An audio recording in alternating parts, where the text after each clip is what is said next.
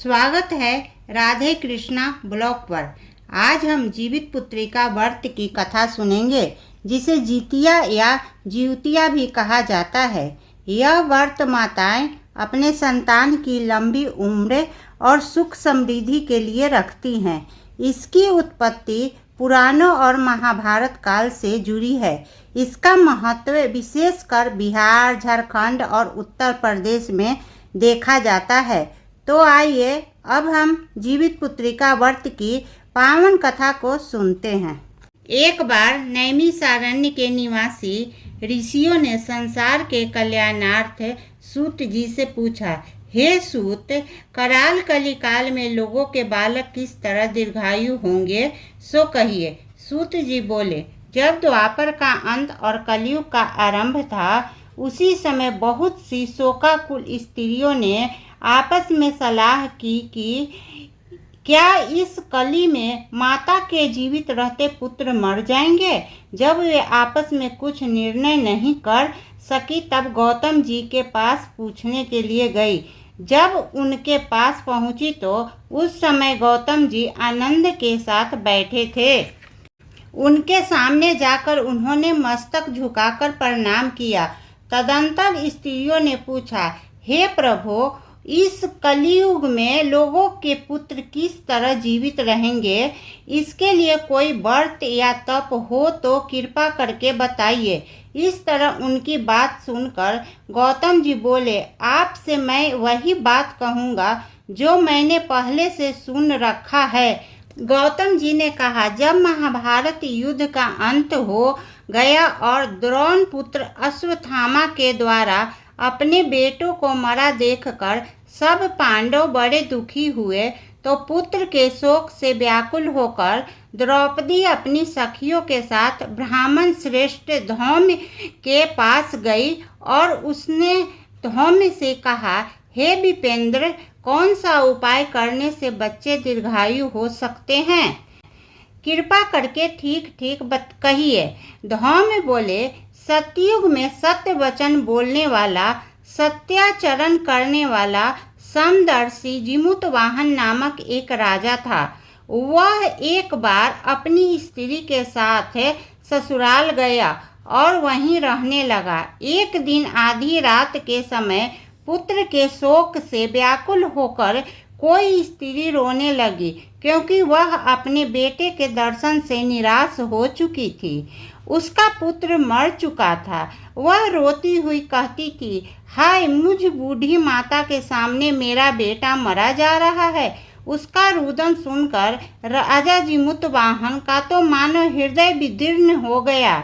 वह तत्काल उस स्त्री के पास गया और उससे पूछा, तुम्हारा बेटा कैसे मरा है? बूढ़ी ने कहा, गरुड़ प्रतिदिन आकर गांव के लड़कों को खा जाता है।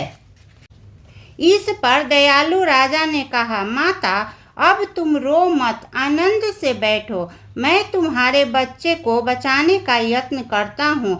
ऐसा कहकर राजा उस स्थान पर गया जहाँ गरुड़ आकर प्रतिदिन मांस खाया करता था। उसी समय गरुड़ भी उस पर टूट पड़ा और मांस खाने लगा। जब अतिशय तेजस्वी गरुड़ ने राजा का बायां अंग खा लिया, तो झटपट राजा ने अपना दाहिना अंग फेर कर गरुड़ के सामने कर दिया। यह देखकर गरुड़ जी ने कहा, तुम कोई देवता हो? कौन हो तुम? मनुष्य तो नहीं जान पड़ते। अच्छा, अपना जन्म और कुल बताओ। पीड़ा से व्याकुल मरने वाले राजा ने कहा, हे पक्षीराज, इस तरह के प्रश्न करना व्यर्थ है। तुम अपनी इच्छा भर मेरा मांस खाओ। यह सुनकर गरुड़ रुक गए और बड़े आदर से राजा के जन्म और कुल की बात पूछने लगे। राजा ने कहा, मेरी माता का नाम शैव्या और मेरे पिता का नाम शालिवाहन है। सूर्यवंश में मेरा जन्म हुआ है और जिमुतवाहन मेरा नाम है। राजा की दयालुता देखकर गरुड़ ने कहा, हे महाभाग, तुम्हारे मन में जो भी अभिलाषा हो वह वर मांगो। राजा ने कहा, हे पक्षीराज, यदि आप मुझे वर दे रहे हैं तो वह वर दीजिए कि आपने अब तक जिन प्राणियों को खाया है वे सब जीवित हो जाएं। हे स्वामिन, अब से यहाँ बालकों को न खाएं और कोई ऐसा उपाय करे जहाँ जो उत्पन्न हो वे लोग बहुत दिनों तक जीवित रहें। धौम्य ने कहा कि पक्षीराज गरुड़ राजा को वरदान देकर स्वयं अमृत लेने के लिए नागलोक चले गए। वहां से अमृत लाकर उन्होंने उन मरे मनुष्यों की हड्डियों पर बरसाया। ऐसा करने से सब लोग जीवित हो गए जिनको कि पहले गरुड़ ने खाया था। राजा के त्याग और गरुड़ की कृपा से वहां वालों का बहुत कष्ट दूर हो गया। उस समय राजा के शरीर की शोभा दूनी हो गई। राजा की दयालुता देखकर गरुड़ ने फिर कहा, मैं संसार के कल्याणार्थ एक और वरदान दूंगा। आज आश्विन कृष्ण सप्तमी से रहित शुभ अष्टमी तिथि है। आज ही तुमने यहाँ की प्रजा को जीवन दान दिया है। हे वत्स, अब से यह दिन ब्रह्मा भाव हो गया है जो मूर्ति भेद से विविध नामों से विख्यात है। वही त्रैलोक से पूजित दुर्गा अमृत प्राप्त करने के अर्थ में जीवित पुत्रिका कहलाई है। सो इस तिथि को जो स्त्रियां उस जीवित पुत्रिका की और कुश की आकृति बनाकर तुम्हारी पूजा करेगी तो दिनों दिन उसका सौभाग्य बढ़ेगा और वंश की भी बढ़ती होती रहेगी। हे महाभाग, इस विषय में विचार करने की भी आवश्यकता नहीं है। हे राजन, सप्तमी से रहित और उदया तिथि की अष्टमी को व्रत करे, यानी सप्तमी विघ्न अष्टमी जिस दिन हो उस दिन व्रत न कर शुद्ध अष्टमी को व्रत करे और नवमी में पारण करे। यदि इस बात पर ध्यान न दिया गया तो फल नष्ट हो ही जाएगा और सौभाग्य तो अवश्य नष्ट हो जाएगा। जिमूत वाहन को इस तरह का वरदान देकर गरुड़ वैकुंठ धाम को चले गए और राजा भी अपनी पत्नी के साथ अपने नगर को वापस चले आए। धौम द्रौपदी से कहते हैं, हे देवी, मैंने यह अतिशय दुर्लभ व्रत तुमको बताया है। इस व्रत को करने से बच्चे दीर्घायु होते हैं। हे देवी, तुम पूर्वोक्त विधि से यह व्रत और दुर्गा जी का पूजन करो तो तुम्हें अभिलाषित फल प्राप्त होगा।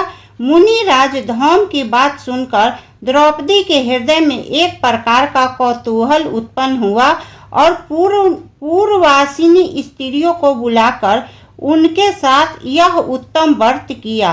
गौतम जी ने कहा, यह व्रत और इसके प्रभाव को किसी एक चील ने सुन लिया और अपनी सखी सियारिन को बतलाया।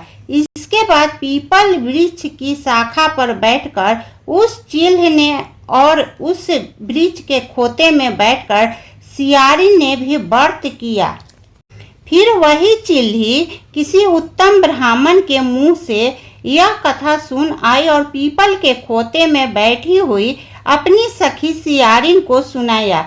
सियारिन ने आधी कथा सुनी थी कि उसे भूख लग गई और वह उसी समय शव से भरे हुए शमशान में पहुंची। वहां उसने इच्छा भर मांस का भोजन किया और चिल्ही बिना कुछ खाए पिए रह गई और सवेरा हो गया। सवेरे वह गौशाले में गई और वहां गौ का दूध पिया। इस तरह नवमी को उसने पारण किया। कुछ दिनों बाद वे दोनों मर गई और अयोध्या में किसी धनी व्यापारी के घर में जन्मी। संजोग से उन दोनों का जन्म एक ही घर में हुआ, जिसमें सियारिन ज्येष्ठ हुई और चिल्ही छोटी।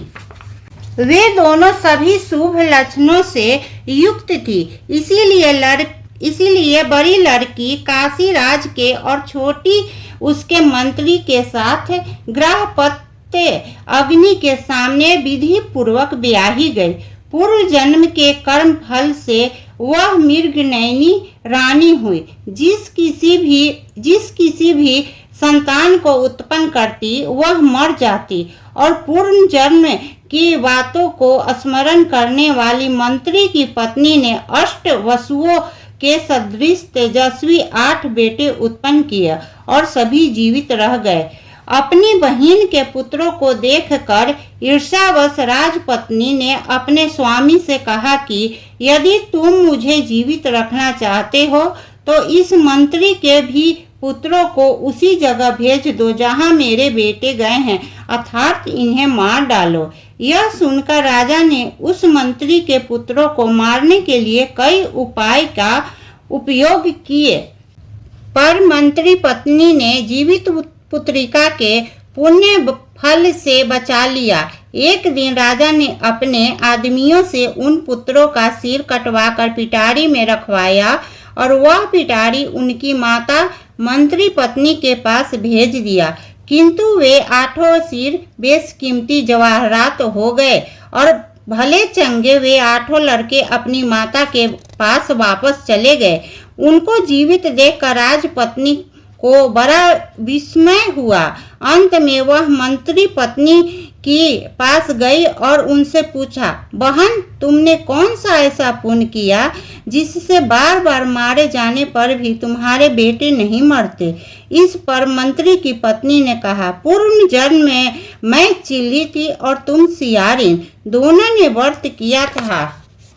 तुमने व्रत के नियमों का भली भांति पालन नहीं किया था और मैंने किया था। इसी दोष से हे बहन, तुम्हारे बेटे नहीं जीते हैं।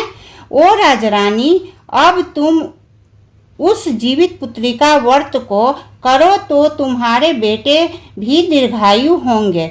मैं तुमसे सच सच कह रही हूँ। उसके कथानुसार रानी ने व्रत किया, तभी से उसके कई बेटे सुंदर और दीर्घायु होकर बड़े बड़े राजा हुए। सूत जी कहते हैं कि सब प्रकार का आनंद देने वाला मैंने यह दिव्य व्रत बतलाया। स्त्रियां चिरंजीवी संतान चाहती हो तो विधि पूर्वक यह व्रत करें। इस तरह से जीवित पुत्रिका व्रत की कथा समाप्त हुई और अब हम भगवान विष्णु का आरती करेंगे। ओम जय जगदीश हरे।